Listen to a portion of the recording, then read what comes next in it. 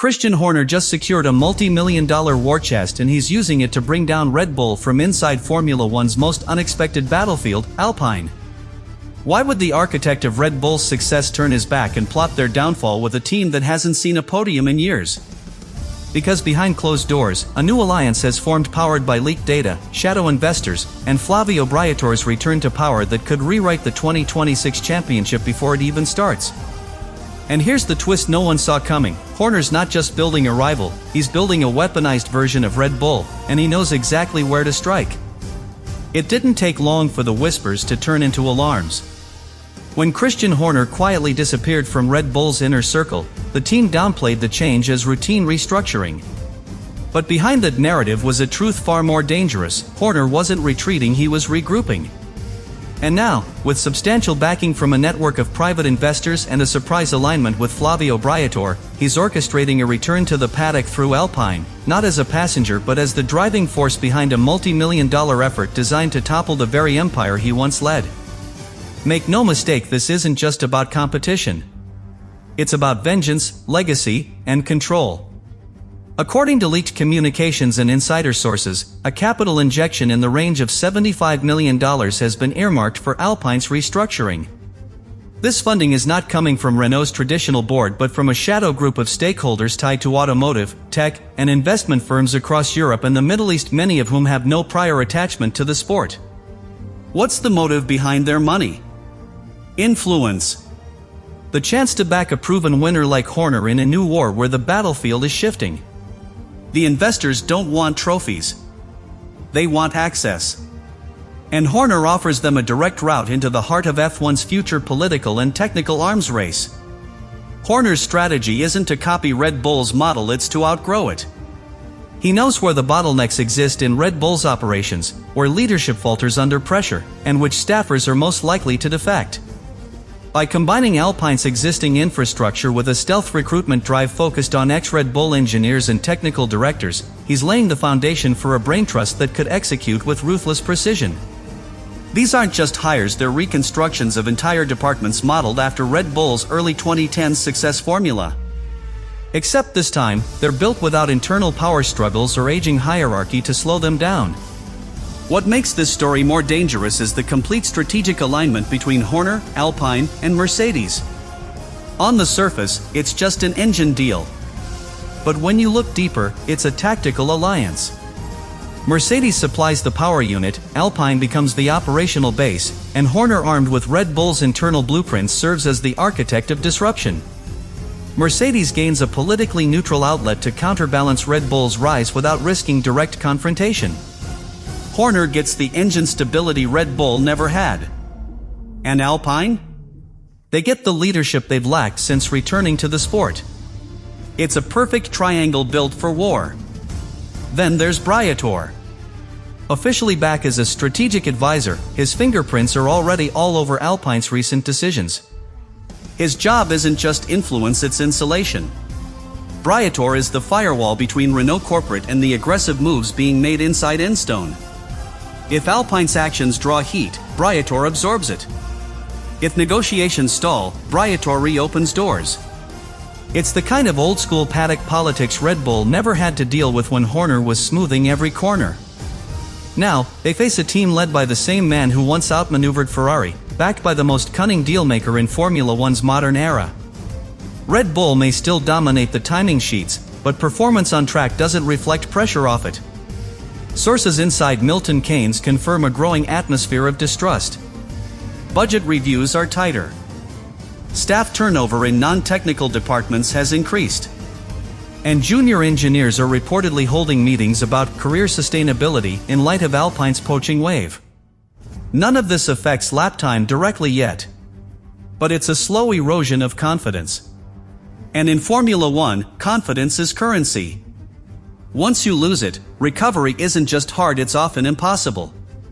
So here's the real question: if Alpine shows up in 2026 with a car that's fast, politically shielded, and engineered by minds who built Red Bull's dynasty, what does Red Bull do then? Will they double down and isolate themselves further? Will they risk destabilizing Verstappen's loyalty?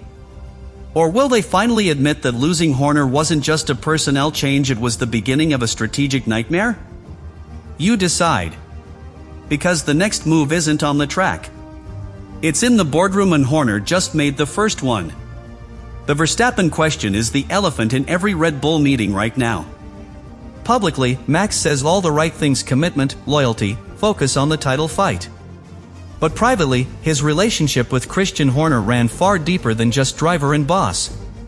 Horner was the one who backed Verstappen through the chaos of his early F1 years, shielded him from political landmines, and structured Red Bull's operations around his strengths. With Horner gone and Helmut Marko's influence diminished, Verstappen now answers to corporate voices less concerned with racing instincts and more with branding metrics. And if Alpine emerges with pace, structure, and the man who built Max's world? The loyalty test begins. There's already speculation in the paddock that Horner's Alpine isn't just targeting titles, it's targeting Verstappen himself. Not immediately. Not blatantly. But surgically. By creating a culture of freedom, performance-first engineering, and zero political noise, Alpine becomes everything Red Bull once was under Horner's leadership. If Red Bull stumbles under pressure, or if Verstappen feels sidelined in long-term planning, the move becomes possible. Remember, driver contracts are binding until they aren't. F1 history is full of sudden exits when the direction of a team no longer matches a driver's vision. Would Max really walk away from Red Bull? Under normal circumstances, no. But these aren't normal circumstances anymore. Meanwhile, Alpine's plans for 2026 go far beyond a new chassis or engine switch. Their technical roadmap is aggressive, targeting aerodynamic architecture with deep learnings from Red Bull's rear-end design philosophy, especially the underfloor pressure manipulation techniques that dominated in 2023-2024. Reports from within the Enstone wind tunnel suggest Alpine's CFD simulations are trending toward Red Bull's levels of vortex stability. And with Horner overseeing resource allocation, the team is skipping the trial and error phase. They're not learning to innovate, they're simply applying what's already been proven elsewhere. It's evolution through inside knowledge, not experimentation. This also has massive implications for the 2026 power unit war. Red Bull powertrains, while bold, is still untested under full-season stress. The internal combustion to electric deployment ratio, thermal management, and mid-race calibration updates, all of these systems are prone to vulnerabilities that only emerge under competitive pressure. By contrast, Alpine's shift to Mercedes power gives them a reliable plug-and-play foundation. But with Horner in the mix, they're customizing that power unit's cooling architecture to mimic Red Bull's aerodynamic flow.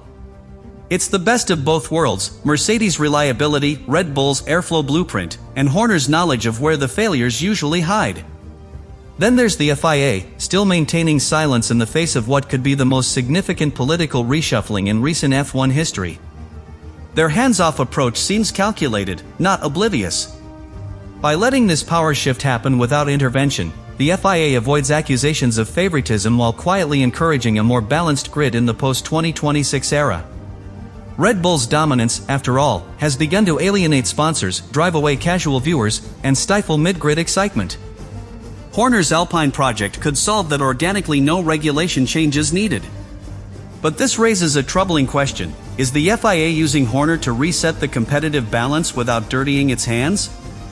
If this is true, Red Bull's challenges extend beyond just rival teams. Their very status as F1 centerpiece could be under quiet deconstruction. Once celebrated as the sports benchmark, Red Bull now faces a coordinated loss of technical advantage, political protection, and cultural influence. Their hold on supplier contracts is being tested. Their young driver program is less feared. And their once infallible image is now haunted by rumors, exits, and a growing sense that they've peaked and they know it. Every empire in F1 has its rise and fall.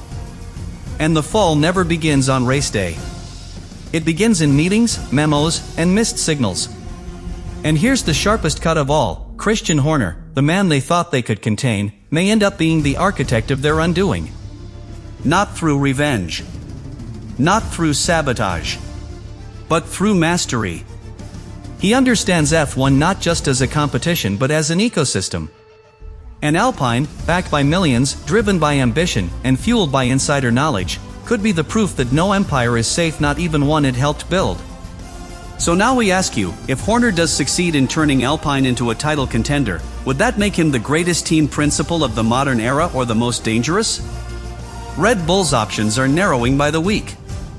Their traditional playbook, dominate on track, control the narrative, protect the brand, is no longer sufficient.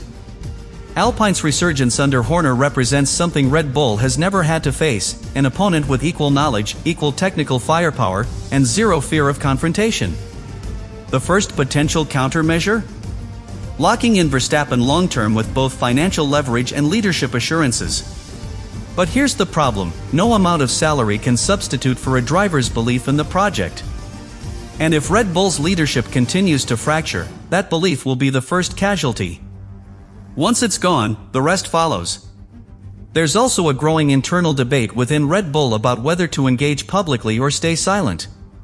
Some factions believe Horner's media silence gives them a chance to control the optics. Others argue that silence is being interpreted as weakness, especially in the sponsor world. And that's where the pressure really starts to mount.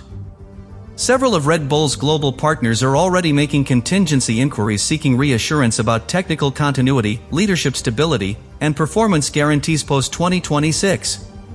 In a sport where optics equal value, even subtle shifts in perception can influence millions in renewals. Horner understands this perfectly. Every headline, every leak, every silence, it's part of a broader campaign to destabilize. And let's not forget Red Bull's weakest link in this fight: Red Bull powertrains. While an ambitious project on paper, the in-house engine division remains a logistical and technical gamble. With Honda now completely separate and Alpine poised to receive Mercedes' most optimized 2026 power units, Red Bull is caught in a development race it can't afford to lose. If their power unit underperforms or even just proves less adaptable under new regulations, they lose their core identity, self-sufficiency. And with Ferrari, Mercedes, and now Alpine refining their reliability ahead of schedule, Red Bull risks showing up to 2026 as the only title contender still playing catch-up. The sponsorship game is shifting as well. Alpine's new financial backing isn't just about funding the factory, it's about building a brand. Several second-tier sponsors from the energy, tech, and mobility sectors have been seen in discussions with both Alpine and Liberty Media representatives. The suggestion? That Alpine could become the modern face of the sport, especially for markets looking beyond the old Ferrari-Mercedes-Red Bull axis. If Horner positions Alpine as the forward-thinking disruptor, efficient, elite, and cleanly run, he doesn't just challenge Red Bull's lap time. He challenges their cultural relevance. And that's a threat no technical directive can fix. All of this leaves Formula One in a delicate state of transition. The next Concord agreement is being shaped behind closed doors. Engine manufacturer alignments are still fluid. Political alliances are being tested, strained, and in some cases, completely remade. Horner's return via Alpine represents more than just a leadership shift. It signals a recalibration of power across every level of the sport. Who controls what data? Who gets favorable clarifications? Who has the trust of the FIA? And most importantly, who can weather pressure in silence while building a title challenger in full view of their rivals? Red Bull now stands at a crossroads. They can either double down, consolidate, and wage a defensive campaign to protect their structure, or they can adapt, acknowledge their vulnerabilities, and prepare for a war of attrition that may last several seasons. But one thing is certain: the old Red Bull model no longer guarantees supremacy. The sport has changed. The alliances have shifted. And their former leader, Christian Horner, has re-emerged with sharper tools, deeper support, and a willingness to break everything he once helped create if it means building something better in its place.